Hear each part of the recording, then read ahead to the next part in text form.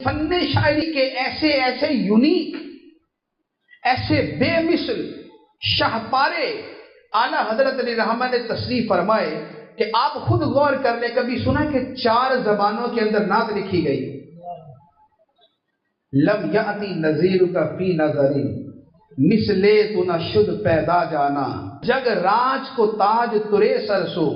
ہے تجھ کو شہید و سرا جانا، الروح فدا کا فزد ہر کا یک شعلہ دیگر بر زن عشقا، مرا تن من دھن سب پھونک دیا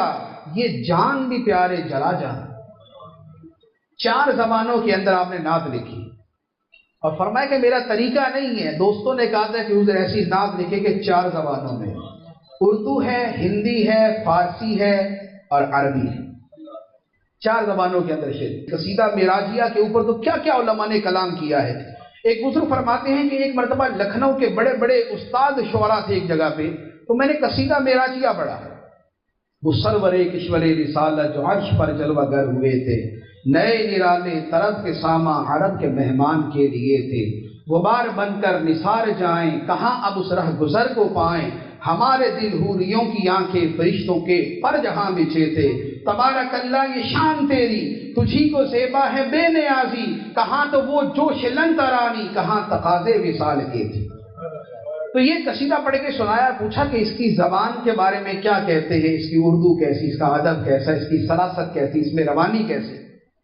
تو جو وہاں پر افراد موجود تھے انہوں نے کہا کہ اس قصیدے کی زبان کوثر و تسنیم سے دھلی ہوئی ہے، جنت کے پانیوں سے دھلی ہوئی ہے، اتنی شستہ، اتنی شائستہ، اتنی نفیس، اتنی خوبصورت، اتنی روانی، اتنی سلاست، اتنا اعلیٰ ادب، اتنا بہترین الفاظ کا چناؤ اور اتنا حسن ترتیب ہے کہ گویا یہ کلام کوثر و تسنیم سے دھلی ہوئی زبان سے لکھا گیا ہے۔ اور اسی قصیدے کے حوالے سے ہے، لکھنؤ کے ایک بہت بڑے نعت گو شاعر ہیں محسن کاکوروی صاحب، تو انہوں نے معراج کے اوپر ایک قصیدہ لکھا، سمت کاشی سے چلا جانب متھرا بادل، قصیدہ لامیہ اسے کہتے ہیں۔ تو انہوں نے وہ قصیدہ لکھا، اعلیٰ حضرت کے پاس آئے، کہا کہ حضور میں قصیدہ پڑھتا ہوں۔ فرمایا میں نے بھی لکھا، پہلے وہ سن لیتے۔ انہوں نے کہا جی حضور آپ پہلے بیان فرمائیں۔ تو اعلیٰ حضرت نے پھر وہ قصیدہ پڑھا، اور جب وہ قصیدہ پڑھا، محیط کی چال سے تو پوچھو کدھر سے آئے کدھر گئے تھے، گمان امکان کے جھوٹے نقطوں تم اول آخر کے پھیر میں ہو، محیط کی چال سے تو پوچھو کدھر سے آئے کدھر گئے تھے، سراغ عین و متا کہاں تھا، نشان کیف و الا کہاں تھا، نہ کوئی ساتھی نہ کوئی راہی نہ سنگ منزل مرحلے تھے۔ تو اعلیٰ نے جب یہ قصیدہ پڑھ کے سنایا تو انہوں نے اپنا قصیدہ لپیٹ لیا، فرمایا حضور آپ کے اس قصیدے کے بعد اپنا قصیدہ نہیں سنا سکتا، کیونکہ جس سٹینڈرڈ کا، جس معیار کا قصیدہ اعلیٰ حضرت نے لکھا تھا اس معیار کا وہ قصیدہ نہیں تھا۔ میں نے وہ قصیدہ پڑھا ہے سارا، میں نے پڑھا ہے وہ سارا، اور آپ یقین کیجئے وہ واقعی ایسا انہوں نے صحیح کیا تھا جو لپیٹ لیا کہ اعلیٰ حضرت کے کلام کی جو بلندی تھی وہ بالکل ایک دنیا ہی جدا تھی، ایک دنیا ہی جدا تھی۔ تو یہ شاعری کے اندر، یہ علم شاعری، فن شاعری میں اعلیٰ حضرت کا مقام کہ ظہر سے عصر کے درمیان 67 اشعار کا قصیدہ لکھ دیا۔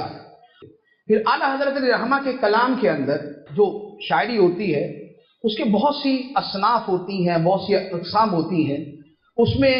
یعنی کہ چھوٹی بہر، بڑی بہر، نغمگی انداز، یہ ساری چیزیں ہوتی ہیں۔ اعلیٰ حضرت علیہ رحمہ کے کلام کی جو روانی ہے اور جو اس میں ایک نغمے کی کیفیت ہے، جو ایک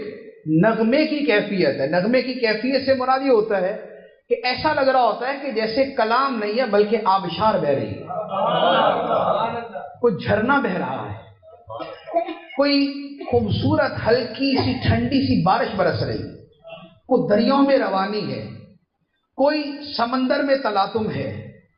کوئی بجلی کی گرج ہے، کوئی بادلوں کے اندر روشنیاں چمک رہی ہیں۔ اعلیٰ حضرت کیا فرماتے ہیں، اب اس کلام کی روانی دیکھیے، وہ کمال حسن حضور ہے کہ گمان نقص جہاں نہیں، یہی پھول خار سے دور ہے، یہی شمع ہے کہ دھواں نہیں۔ میں نثار تیرے کلام پر، ملی یوں تو کس کو زبان نہیں۔ وہ سخن ہے جس میں سخن نہ ہو، وہ بیان ہے جس کا بیان نہیں۔ تیرے آگے یوں ہیں دبے لچے فصحاء عرب کے بڑے بڑے، کوئی جانے منہ میں زبان نہیں، نہیں بلکہ جسم میں جان نہیں۔ وہی لامکاں کے مکین ہوئے، سر عرش تخت نشیں ہوئے، وہ نبی ہیں جن کے ہیں یہ مکان، وہ خدا ہے جس کا مکان ہے۔ یہ ہے کلام کی روانی۔ اب یہ پورا کلام پڑھ لیں آپ اسی انداز کے اندر، اس کا لطف، اس کا حسن، اس کی لطافت، اس کی بلندی، اس میں جو روانی ہے وہ ایسا ہوگا کہ جیسے آپ خود اس کلام کے ساتھ بہتے جا رہے ہیں۔